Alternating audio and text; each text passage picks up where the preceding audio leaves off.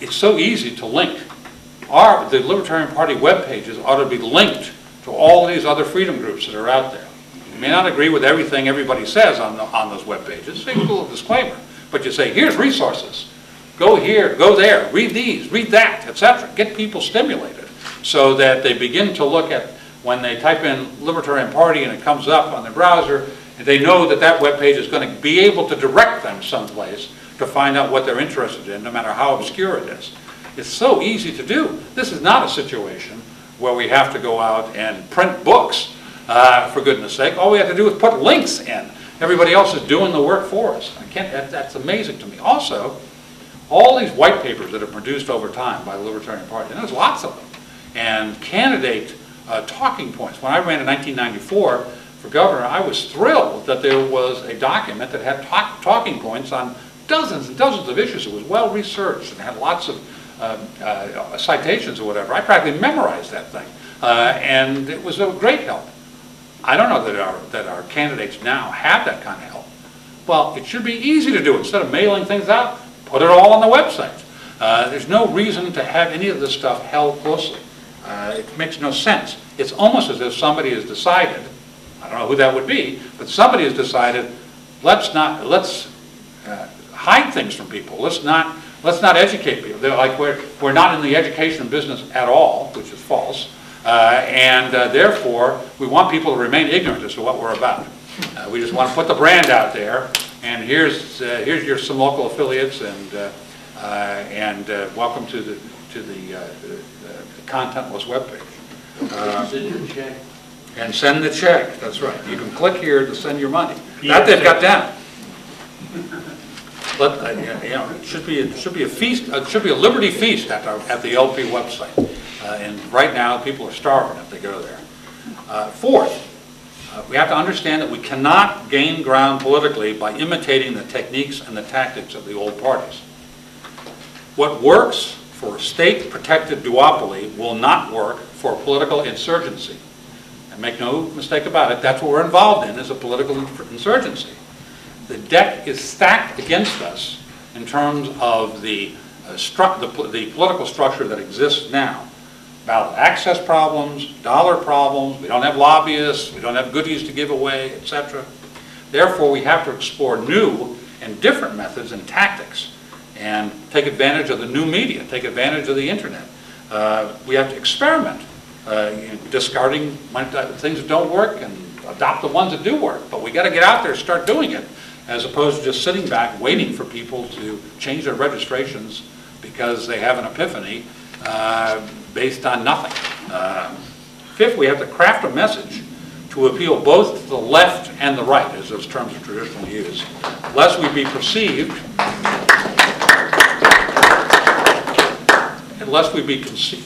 incorrectly as some weird conservative Republican offshoot. This is of prime importance, and I keep coming back to this theme because it's striking to me. There really is no reason for us to gain support unless we do that. And we are more than simply economic issues. There are all of these social issues that I've talked about before, civil rights issues, police and prosecutorial excesses, Second Amendment issues related to torture, foreign policy, the illegal wars that we're involved in, it's not as if these are unpopular positions. We can see the amount of support that Ron Paul gives with a non-interventionist foreign policy, and he means non-interventionist in a military sense. We're all for free trade, so that's one way of people. It's not isolationist in that sense, because we want to, in fact, engage peacefully with people all across the world. People are trading with you; they won't shoot at you, by and large, unless it's a bad drug deal. But that's caused by the war on drugs. If we remove the government from that sphere, then they wouldn't even shoot you there. So the point is, free trade, non-interventionism works. That's an issue we should be embracing. And these positions have to be conveyed to the outside world and to our own candidates, who seem to forget the fact that we have these positions. Again, speaking, news releases, op-eds, LP News, that's another thing with no content in it at all these days. I've almost lost track of the purpose of that. Why it's not distributed electronically, I can't figure that out. It's still in paper. We could do it both ways, I suppose. But there's almost nothing in it. I mean, it used to at least spur comment and debate. Now it's, I don't know what it is. It's more like a listing of upcoming events. That's all it is. They could easily be on the website. So I don't understand. And we need strong literature, as I mentioned, for the candidates themselves. One of the most ridiculous of the most recent tactics that have been adopted by the some people on the National Front. Again, I don't wish to tar everybody with this brush, but somebody had the idea a couple of years ago that it would be really clever to position us as the moderates. And there's a whole bunch of press releases from 2009 and 2010. These are messages, your Monday message from the Libertarian Party. I don't know why I get this every Monday, but I'm sure everybody does. We get this message, this electronic message. That's great. And I read them, and sometimes they're pretty good. But listen to this one. The Libertarian Party is in fact the nation's only mainstream political party. That's why it's up to you and me to listen to those voters, learn what they want us to do, and promote solutions voters agree upon. Our common sense approach to limited government in both personal and economic matters compared to the radical agendas of Barack Obama and the Republicans, the Libertarian Party is really the only mainstream party in America. How about this? Are you on board with America's only mainstream political party? Okay, I understand what the author was going for there, but let's think about this. We're not mainstream. We're outside the mainstream. We want radical, fundamental change to the political environment in this country. We can't lie to people about that. Only a moron would be fooled by this. And I know Jesse Ventura tried this a couple of years back too. He was in the middle because he disagreed with the people on both sides. We have to make people understand the Nolan chart. That would be a good start. But once you understand that, you see that we're not in the middle. We're at the top. And the idea that we can somehow structure political, that we can attract people to vote to us by calling ourselves mainstream is crazy. Yeah, there you go. All somebody has to do is talk to us for 5 minutes, and they know we're not mainstream. I favor drug legalization. Everybody should be allowed to carry a gun. We shouldn't be in any of these wars overseas. The government shouldn't be passing any laws restricting people's ability to marry one another. Government shouldn't be in the marriage business at all. That's all our mainstream positions right now. Well, you would like them to be mainstream positions, but I'm telling you that if you say, this is my mainstream pack, I'm middle of the road. Here's my middle of the road positions. 6-year-olds should be able to buy heroin. That is not middle of the road. So, and if you try to package it that way, people will process it, they'll understand what you're saying, and they'll say, that guy's trying to fool me. This is not middle of the road. This is a radical agenda. I would have listened to him better if he'd admitted that he wanted to change things radically. But by him trying to fool me into thinking that he's middle of the road, now I don't trust him. And so that kind of message, I think, goes nowhere.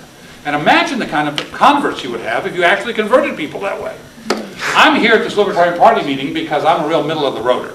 That's why I'm here. I heard that's what you guys are all about. That's me. I'm Mr. Mainstream. I'm the center of the bell curve. That's where I am. So what time does the meeting start? And then what comes out of our mouths next? Well, that person will run for the door, or else they are a moron because they were buying into this strange way of using language. I think we have to be much more direct about this. Now, thankfully, that little campaign ended, I think. I haven't seen that in the last year or so. So they're going on to something else.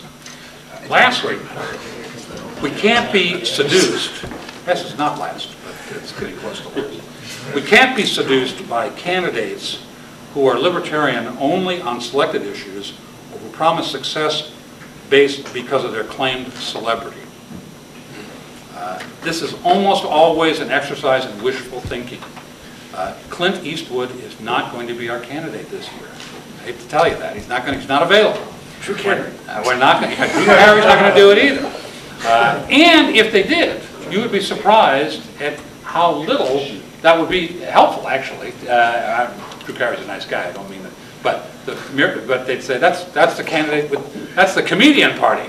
That's not a serious political party. The mere fact of celebrity does not yield votes. All it yields is name recognition.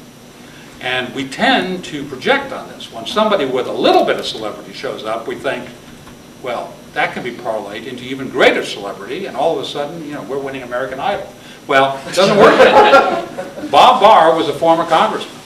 When Ron Paul in 1988 was the nominee, he also was a former congressman. Did their status as former congressmen generate enormous numbers of votes? No. Now, it may have given them some access to the media that they wouldn't have gotten otherwise, but it did not generate a groundswell in people changing to the libertarian position. And the idea that somebody who's got a little bit of celebrity that wrote a book about this, or did that, etc., is going to it's going to lead to instant electoral success. We're fooling ourselves if we think about that.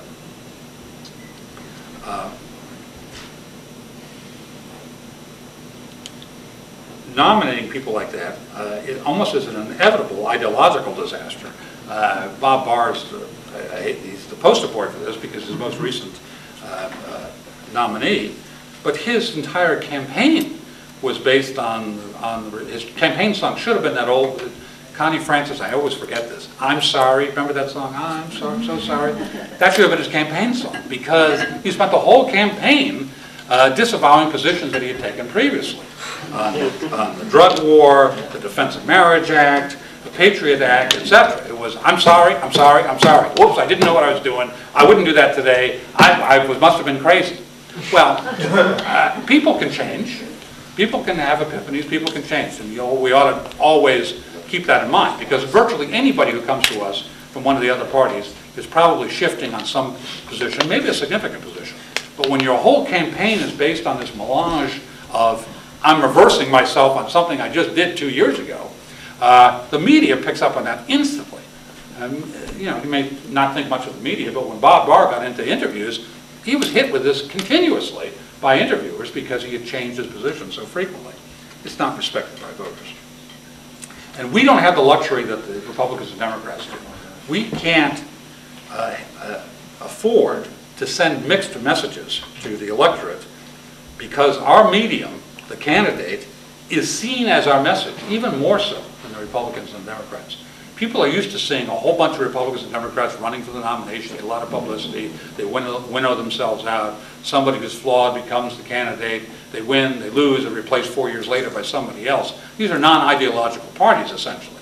So the people who wear the red Republican shirts or the blue Democratic shirts are used to that. They're used to being disappointed all the time. But they keep coming back for more. They're sort of like battered spouses. They keep coming back. We don't have that luxury. For many, many people, the only exposure they're going to get to libertarianism, they think, as a political movement, is once every 4 years when they learn the name or see an interview, read an interview, or see on TV the Libertarian presidential candidate. And that impression that they get affects them for good or ill for the next 4 years. So we ought not to risk giving the wrong impression. And I think what we've done recently is give the wrong impression a lot. We should proudly proclaim that we are libertarians whose ideals are both morally correct and are efficacious. They will work. And if we're talking about the non-initiation of force principle, let's talk about it. Why hide that? Let that be out. That's the kind of talk that Republicans and Democrats never engage in. We ought to do that. This notion of having a distinct brand that's recognizable, let's make it recognizable with principles, with ideas, not with the kind of suits that we wear. Finally, I promise this is finally, we ought to set ourselves attainable, achievable goals for the mid and long term for the National Libertarian Party. In particular, when we're talking about presidential candidates, let's come up with a goal that makes sense. It does not make sense for a Libertarian candidate to say, I'm going to be president in the next 5 months. Because an enormous percentage of the electorate hears and sees that, and they think either this person's crazy, or they're delusional in some sense, or whatever, it's not going to happen, and they're right. So what you have to do is set an achievable objective. An achievable objective for a national political candidate for the Libertarian Party might be 1 million votes. It's never been done. Ed Clark was at 930,000 or something like that.